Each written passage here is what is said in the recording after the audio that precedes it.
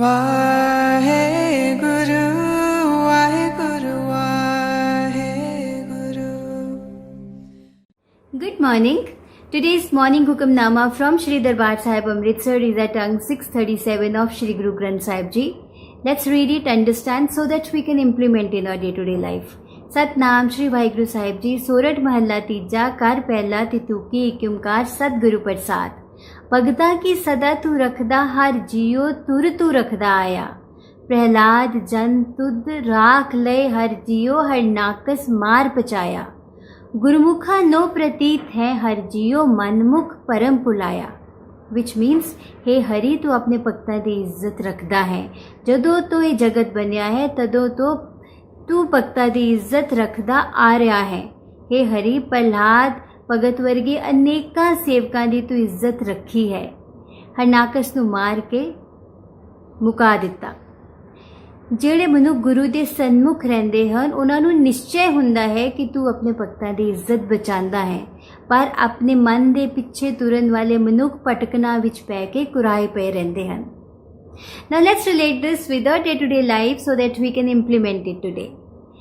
सबसे पहले समझते हैं what is the difference between मनमुख and सन्मुख। सन्मुख वो होता है the one who orders his word. His all actions are align to his possibility. जो वो प्लान करता है वो फिर उसके हिसाब से चलता है। He doesn't give much importance to his thoughts and emotions, जो कि एक मशीनरी की तरह आते रहते हैं। वो अपनी पॉसिबिलिटी पे फोकस करता है और रिस्पॉन्सिबिलिटी से अपना काम करता है। ही सन्मुख, ही honours his word.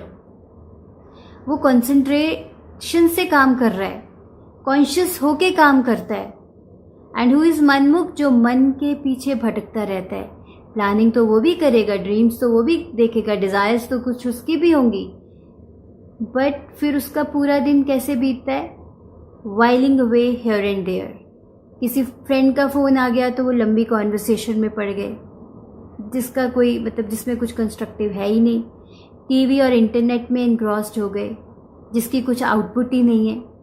So his actions are not aligned towards his possibility. So similarly there is a difference between these two, father and son, Harnakas and Prahlad. Harnakashipu को एक he had acquired a boon that वो ना बाहर मर सकता है, ना अंदर मर सकता है, ना दिन में मर सकता है, ना रात में मर सकता है, और ना उसको कोई मेटल मार सकता है, ना उसको कोई वुडन का कुछ गैजेट मार सकते हैं। सो अब वो सारी चीज़ें अपने मन के पीछे करने लगा। जो उसका मन करता था वो करता था। So he started ruling recklessly and ruthlessly. उसके सारे एक्शंस बहुत बुराई की तरफ थे। On the contrary his son, he was a devotee of lord Vishnu.